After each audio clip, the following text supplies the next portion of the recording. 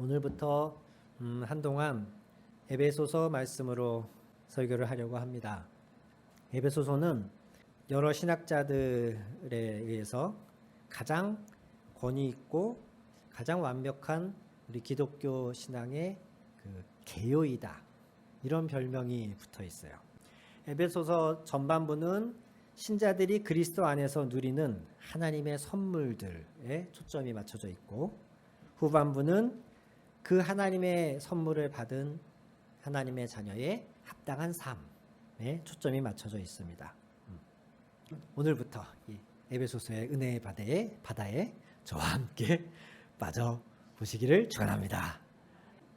읽지는 않았습니다만 에베소서 1장 1절에 이렇게 기록되어 있습니다. 에베소의 산은 그리스도 예수를 믿는 성도들에게 이 편지를 씁니다.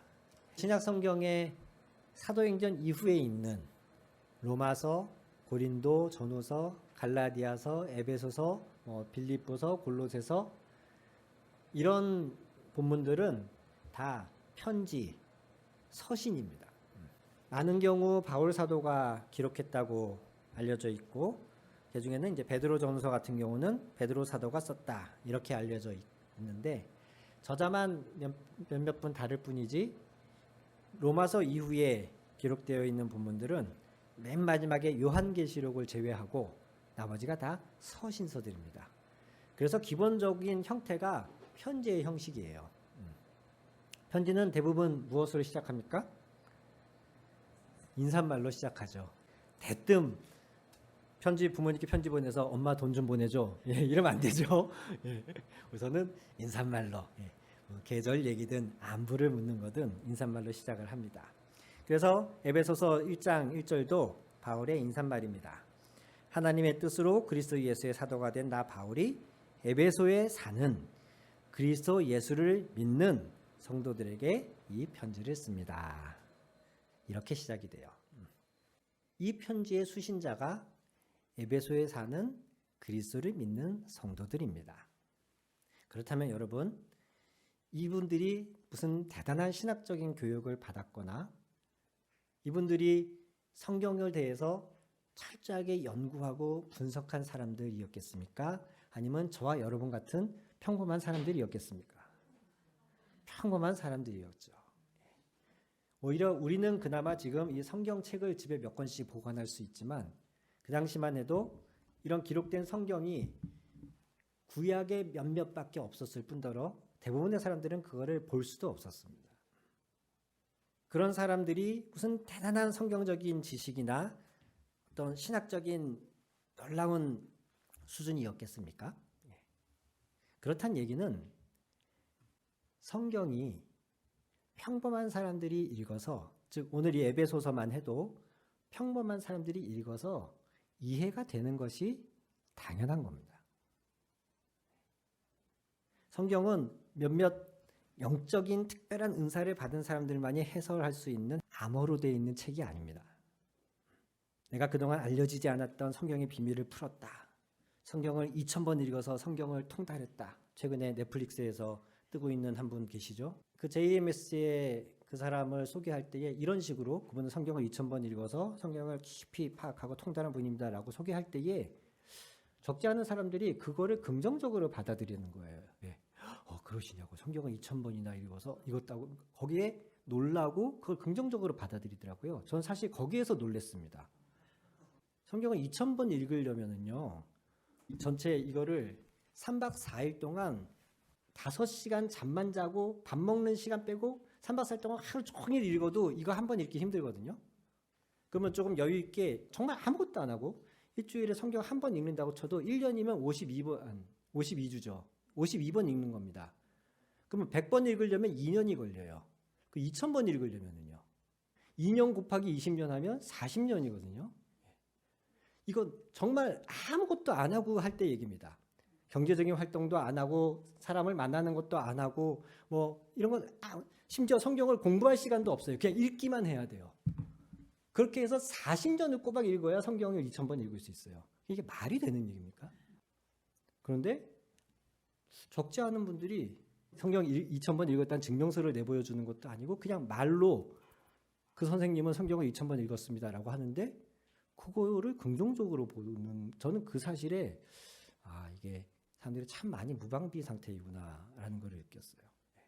그런 분들, 특히 나는 남들이 모르는 신기한 비유풀이를 하는 줄 안다, 그런 하나님의 은사를 받았다라고 하는 분들 특히 조심하십시오. 특히 멀리하십시오.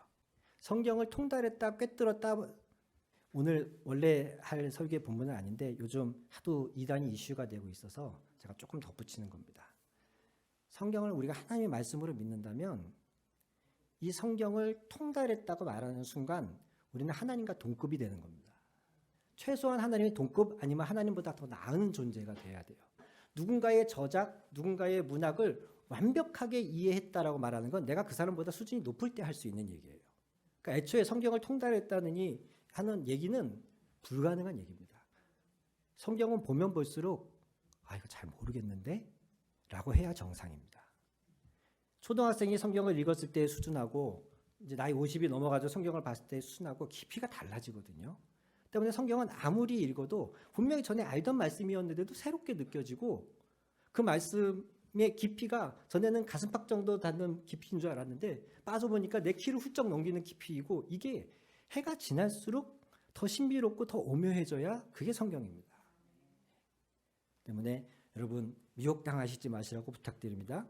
성경은 그 누가 읽어도 쉽게 이해되어질 수 있도록 쓰여져 있습니다. 다만 우리가 현재 읽는 데에 현실적으로 어려움을 느끼는 이유는 일단 헬라어나 히브리어라고 하는 우리가 모르는 말을 번역했다는 거에 첫 번째 어려움이 있는 거고, 동시대의 저작물도 아니고 수천 년 시간의 갭이 있는 작품이기 때문에 그때의 문화와 배경을 전혀 모른 채 우리가 읽으려고 하니 그런 곳에서 오는 어려움인 것이지, 성경 자체가 감추어진 진리이고 특별한 하나님의 계시를 받은 사람들만 풀 수 있도록 주어져 있는 애초에 그런 책이 아니라는 사실. 그렇기 때문에 여러분 그런 미혹이 있을 때에, 그렇게 말하는 사람이 있을 때에 이 사람은 특별히 멀리해야 될 사람이다, 이렇게 마음에 새기시고 여러분이 직접 말씀을 읽으시고 직접 묵상을 하시려고 계속 시도하십시오. 하나님의 성령이 도와주실 겁니다. 아멘. 3절에서 14절 내용은 이 편지의 서두의 역할을 하면서 하나의 찬송시와 같은 내용이 담겨져 있습니다. 보시면 우리 주 예수 그리스도의 아버지이신 하나님을 찬양합시다. 하나님께서는 그리스도 안에서 하늘에 속한 복을 우리에게 주셨습니다. 아멘. 인사말을 딱 끝내자마자 바울 사도는 말합니다. 우리 하나님을 찬양합시다. 그러면서 그분이 찬양받을 만한 분이라는 이유를 이렇게 말합니다. 그분은 하늘에 속한 온갖 신령한 복을 우리에게 주셨습니다. 하늘에 속한 온갖 신령한 복. 바울이 쓴 편지를 받아서 같이 읽고 있는, 이 편지를 낭독하는 것을 듣고 있는 모든 사람들에게 하나님의 하늘로부터 오는 온갖 신령한 복이 주어져 있다. 사도가 이렇게 선언하는 것이에요. 믿으시기 바랍니다. 이 복의 특징은 하늘에 속한 것이고 신령한 복이에요. 하늘에 속해 있고 신령하다는 얘기는 곧 이 세상의 것과 다르다는 거죠. 바울 사도가 편지 서문에서 우리가 예수님 믿음으로 말미암아 병이 나았고 많은 재물을 얻었고 출세와 명성을 받았으니 하나님을 찬양합시다, 이렇게 말하고 있지 않다는 사실을 우리가 주목해야 합니다. 하나님이 찬양받으시기에 합당한 분인 이유는 하늘에 속한 신령한 복을 우리에게 주셨기 때문이에요. 신령하다라고 하는 단어는 우리가 영, 성령이라고 말하는 그 푸뉴마에서 파생된 단어예요. 때문에 신령하다, 영적인 복이다, 또는 성령으로 말미암아 우리에게 주어진 복이다, 이런 의미가 있는 거죠. 이 신령한 복을 받았음으로 말미암아 하나님을 찬양하는 것이 합당하다. 우리 그러니 하나님을 찬양합시다 라고 하는 바울의 이 권면에 마음에서부터 그렇지, 할렐루야. 맞아. 지당하지. 라고 맞장구가 쳐지시기를 주님의 이름으로 축원합니다. 이게 실감이 안 나는 분도 계실 수 있거든요. 실감이 나느냐 안 나느냐는 그건 두 번째 문제고, 명확한 팩트는 사실은 바울 사도에 의하면 우리에게는 하늘에 속한 신령한 복이 주어졌으며 우리가 받은 이 신령한 복으로 말미암아 하나님은 찬양받으시기 합당하시다. 그만큼 이것이 좋은 복이다. 이렇게 말하고 있는 것이에요.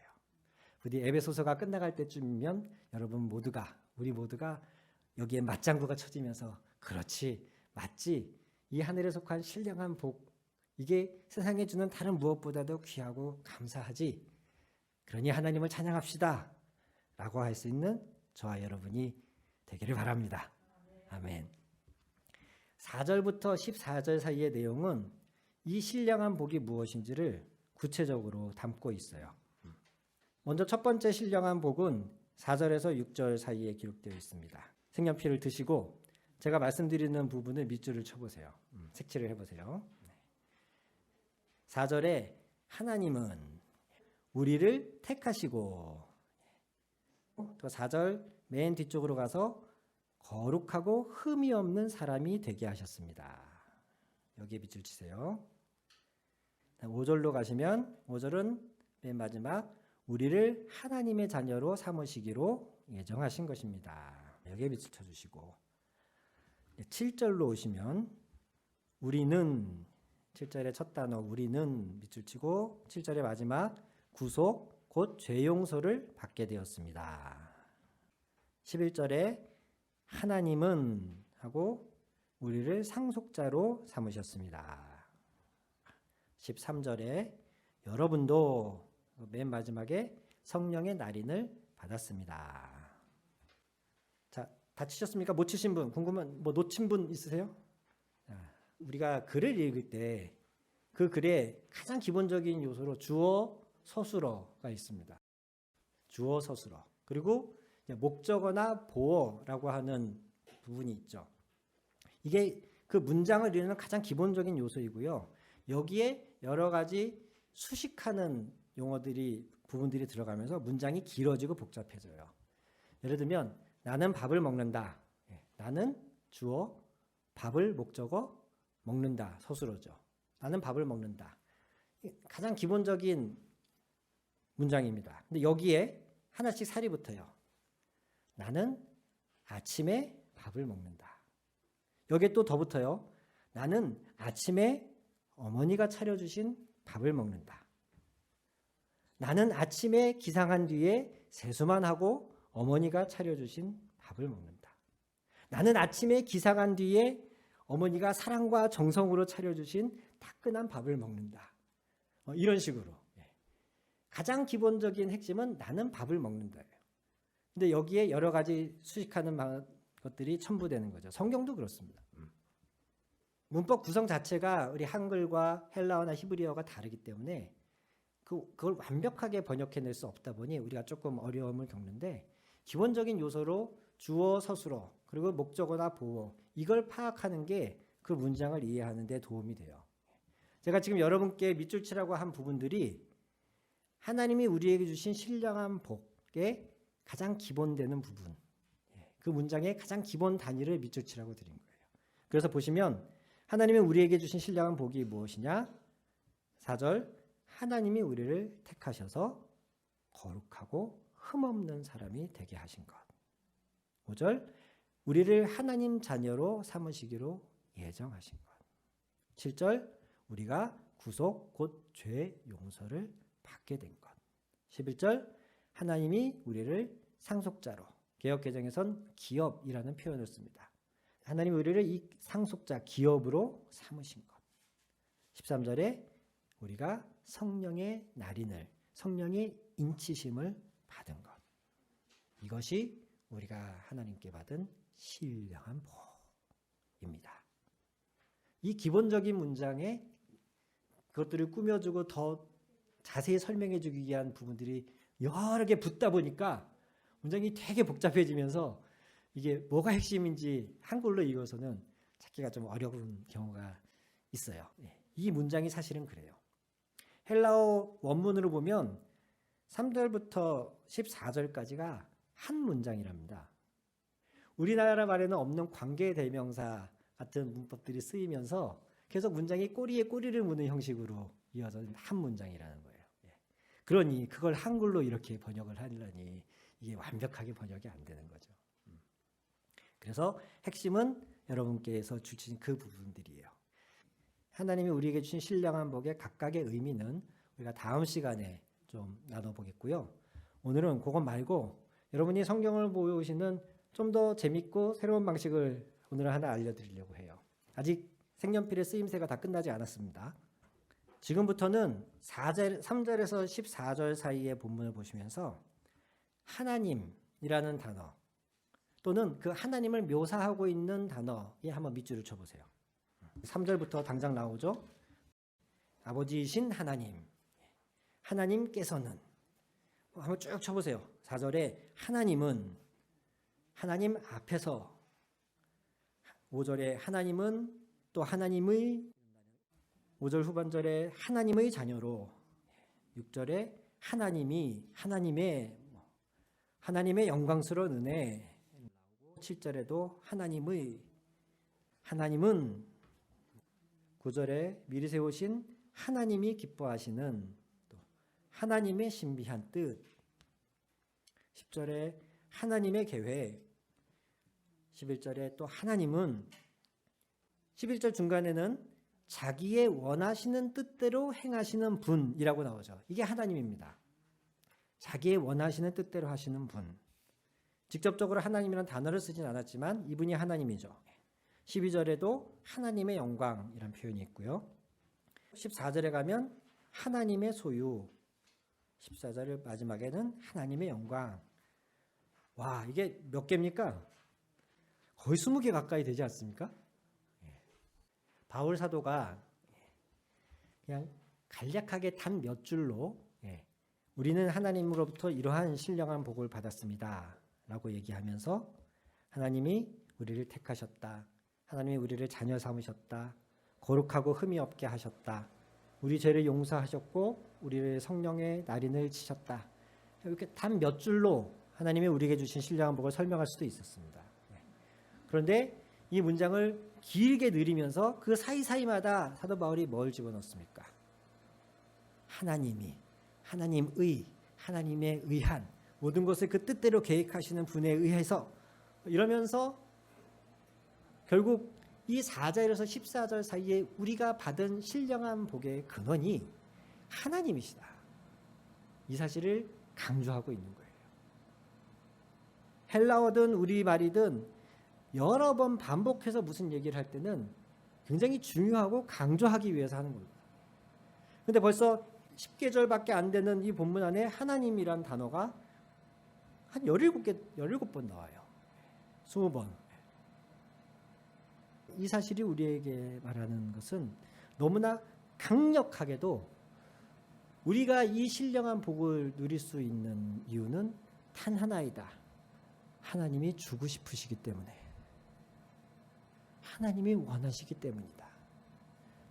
우리가 그걸 받을 만한 무슨 자격이 있기 때문에 아니고, 우리가 그것을 달라고 하나님께 막 애걸복걸하고 간청했기 때문에 아니고, 하나님이 주고 싶으셨기 때문에,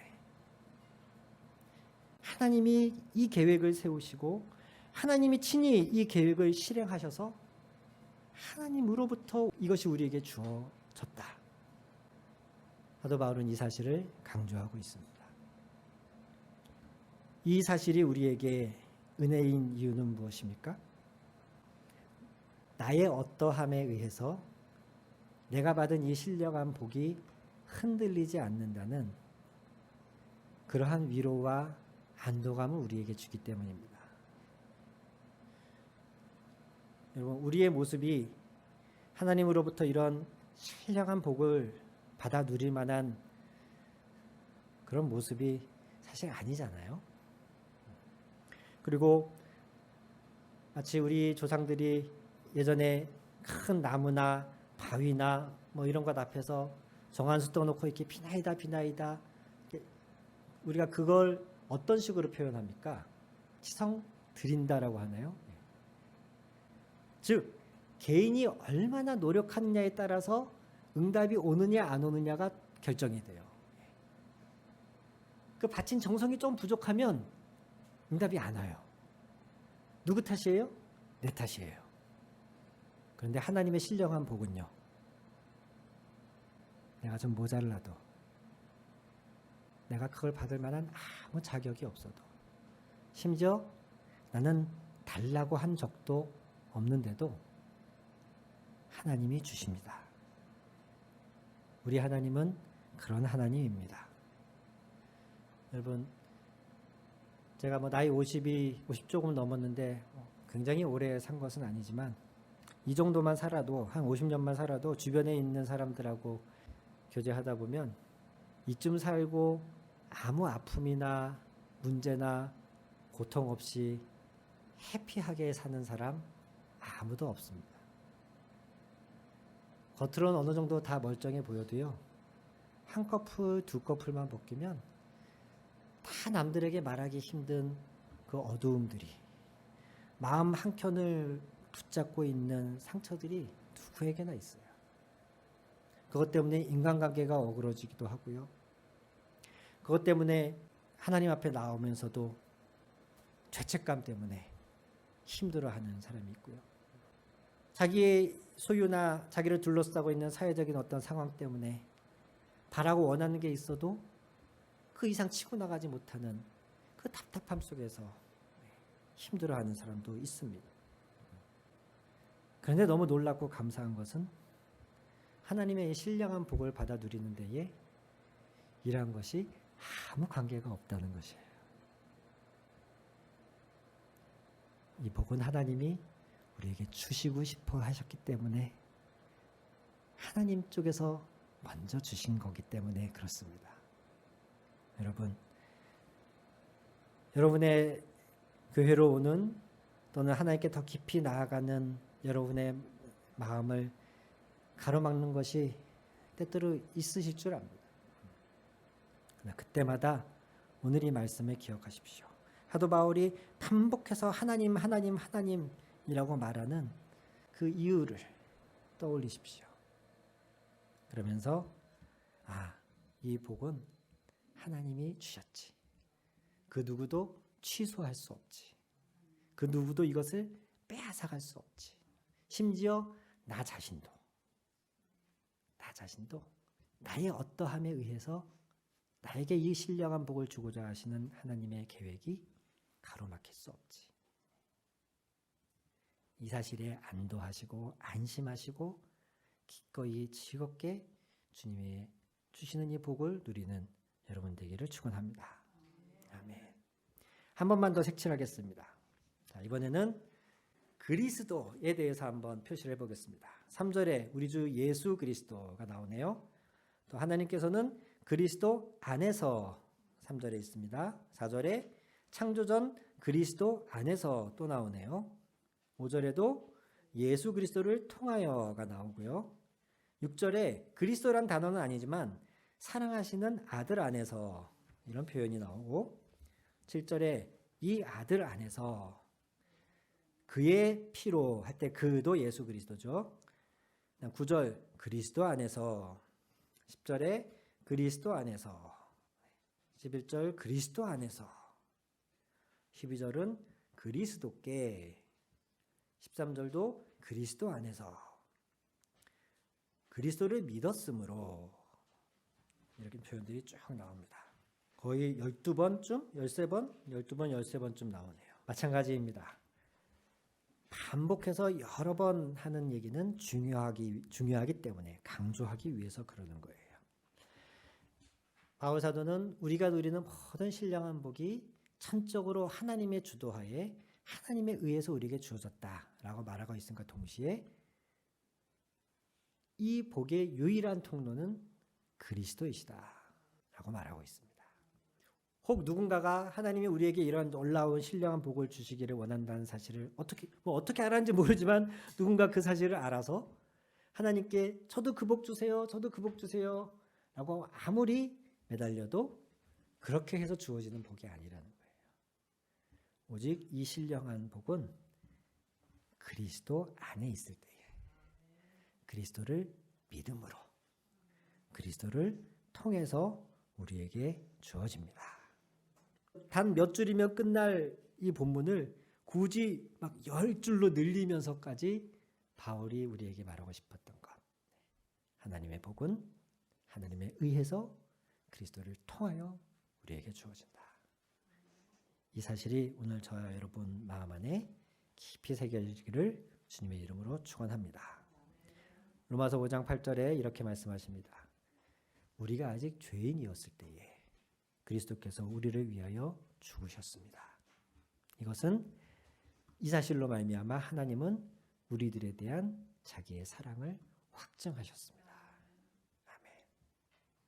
때문에 이 그리스도를 믿는 자 안에 있는 하나님의 신령한 복을 빼앗을 자가 없고 이 그리스도가 아니고서는 하나님의 사랑을 누릴 방법이 없습니다. 여러분 예수 그리스도를 믿으십시오.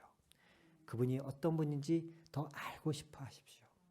그분이 무슨 말씀을 하셨는지, 그분이 어떤 일을 행하셨고, 그분이 왜 십자가에 죽으시고, 그리고 그분이 부활하셨다는 사실은 우리에게 어떤 의미인지 이것들을 더 알기를 사모하시고 그분을 믿고 그분 안에 거하는 자가 되기를 사모하십시오. 그리할 때에 바울 사도가 말한 것처럼 우리 안에 하나님의 이 신령한 복이 이제 이론으로가 아니야. 그냥 글에 쓰여진 글귀로서가 아니라 우리의 심령 깊은 곳에서 우리의 삶 전체에서 정말 이 복이 왜 복이라고 말하는지 진짜 느껴지는 그러한 삶이 되기를 주님의 이름으로 축원합니다. 기도하시겠습니다.